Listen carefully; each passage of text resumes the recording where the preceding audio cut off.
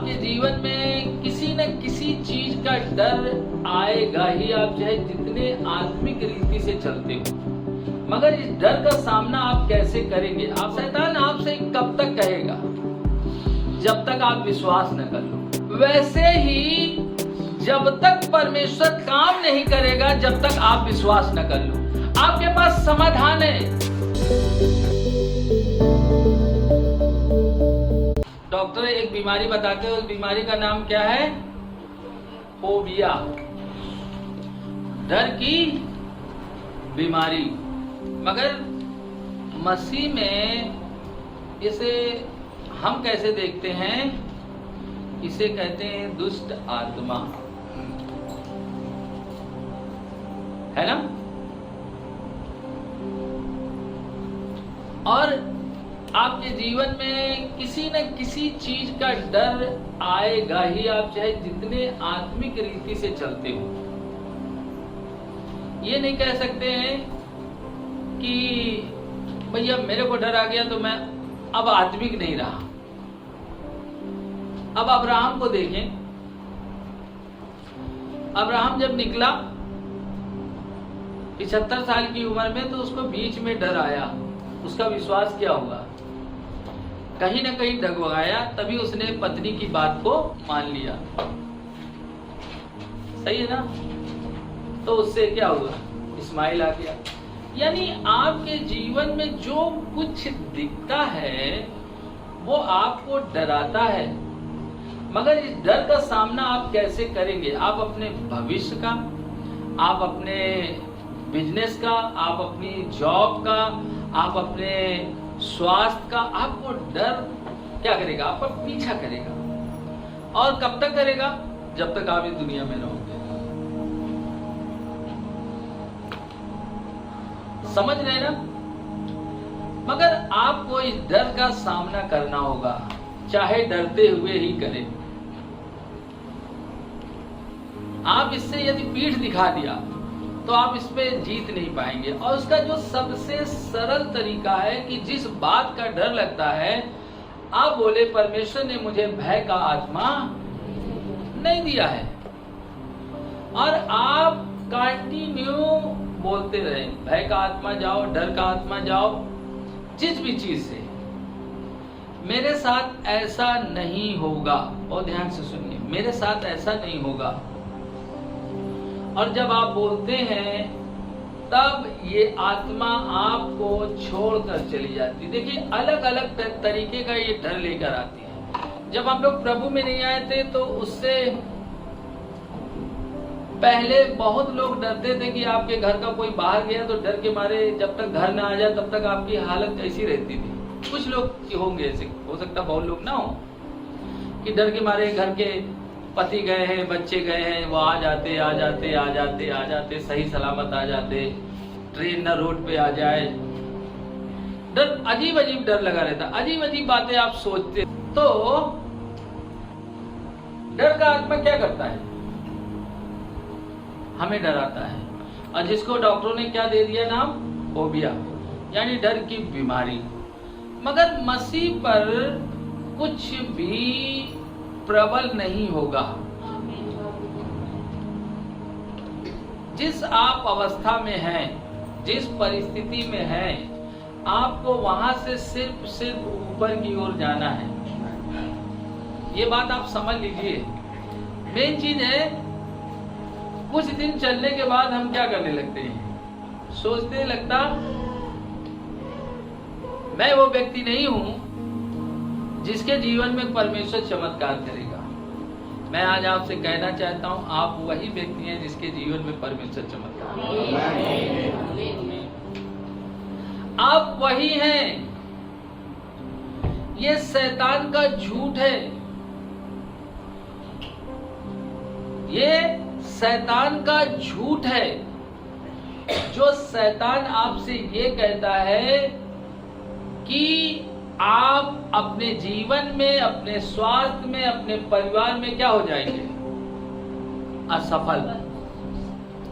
ये किसका झूठ है? बगल वाले से बोलो, आप अपने जीवन में सफल होकर रहेंगे। देखिए मैं फिर कह रहा हूँ, मैं आपको बहुत प्रचार करूंगा, बहुत कार्य, मगर वो आपके दिमाग से इधर से आएगी और इधर इस कान से आएगी और इस कान से क्या होगी, चली जाएगी। मगर जब आप आत्मा में चलते हैं तब आपको ये बात आपके जीवन में रेमा बन जाती है। और जैसे ही रेमा बनती है उसी समय आप उस परिस्थिति में चलने लगते हैं जिसमें चल पाना इस संसार का सिद्धांत अलाउ ही नहीं करता।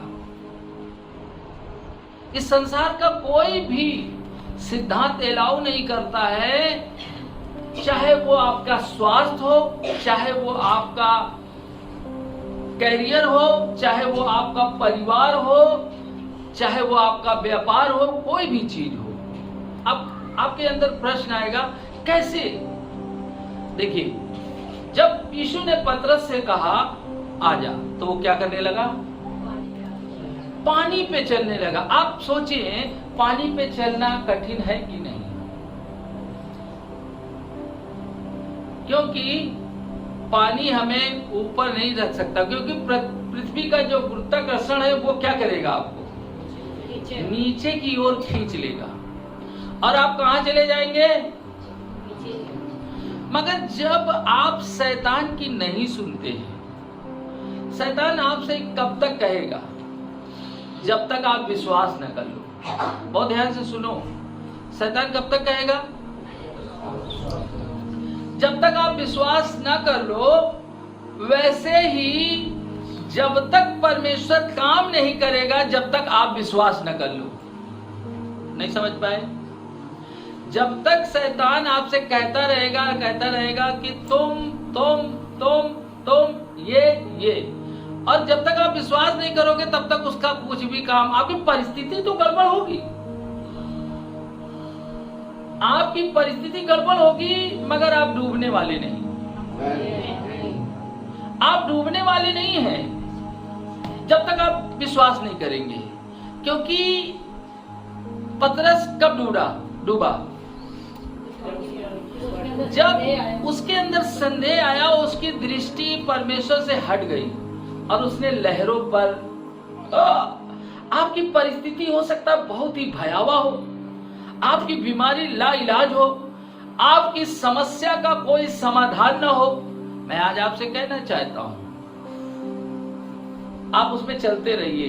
शैतान कहता कुछ नहीं होगा, कुछ नहीं होगा। मैं आज आपको बोलना चाहता हूं, बस आप ये विश्वास कर ले कि ये बात मेरे लिए नहीं है, ये बात मेरे लिए नहीं है। मैं वो व्यक्ति नहीं हूं जैसे संसार के लोगों के जीवन में बुरा होता है। क्योंकि हम अपने जीवन की व्याख्या किन लोगों से करते हैं? अविश्वासियों से। इसीलिए डर पर जय पाने के लिए आपको सबसे सटीक और सही सिद्धांत इस्तेमाल करना है कि उसके बारे में आपको बोलना है कि परमेश्वर ने मुझे डर भय की आत्मा नहीं दी। समझ रहे ना? आपको उस पर बोलना है। डर का सामना डरते हुए करें। तो डर को पीठ दिखा के भागेंगे तो कभी जीत नहीं पाएंगे। मैं शुरू के दौरान में किसी की प्रार्थना नहीं करता था, और लोग प्रार्थना करते थे तो मैं प्रार्थना करने वालों के पीछे खड़ा होता था, क्योंकि मुझे मालूम था कि अंदर से सारा जितनी बातें हैं वो किसको पता है? मुझे नहीं, शैतान को भी पता है। जो कुछ आप करते हो ना, शैतान को सब पता है। भाई यदि मान लो आप गाली बक रहे हो तो शैतान को पता नहीं है। चुगली कर रहे हो तो शैतान को पता नहीं है। श्राप दे रहे हो तो शैतान को पता नहीं है क्या? सब पता है। आपको पता है कि मैं गलत हूं। और कोई आदमी कभी भी रेस में शामिल होगा अपनी गाड़ी को लेके जब उसकी गाड़ी सही होगी और उसमें पेट्रोल भरा होगा। नहीं सही बात है ना? तो गाड़ी सही नहीं है, प्रार्थना का जीवन नहीं है, अभिषेक है ही नहीं है, तो दुष्ट आत्मा निकालने की बात तो दूर की है। तो हम आ रहे हैं, प्रार्थना कराएंगे, चले जाएंगे, दुष्ट आत्मा निकाल गया। और धन्यवाद धन्यवाद यीशु, धन्यवाद धन्यवाद, प्रभु ने हमारे जीवन में ये चमत्कार किया, ये चमत्कार। मसीह जीवन में जो व्यक्ति ठहर गया है उसके अंदर से बदबू आती है। ठहरा हुआ पानी के अंदर क्या होता है? कल जैसे थे आज भी ऐसे हो। आपका जीवन बदबूदार है, और जिसका जीवन बदबूदार है उसके जीवन में ढेर सारी दुष्ट आत्माएं आ जाती है। जैसे जहां पे गंदगी होती है वहां पे मक्खियां आ जाती हैं, आती कि नहीं आती हैं? और यदि हमारे जीवन बदबूदार है, ठहरा हुआ है, तो दुष्ट आत्माएं बुलाओ या ना बुलाओ अपने आप क्या हो जाएंगी? आ जाएंगे। तो आपको ये जान लेना है, डर कब आप पर हावी होगा? आप गलती नहीं करोगे। यदि मान लीजिए आपके घर में राशन नहीं है तो आपके अंदर डर नहीं आएगा क्या? यदि आपके अकाउंट में पैसे नहीं है तो आपको डर नहीं आएगा? आएगा। नहीं? आपकी रिपोर्ट खराब आ रही तो डर आएगा कि नहीं आएगा?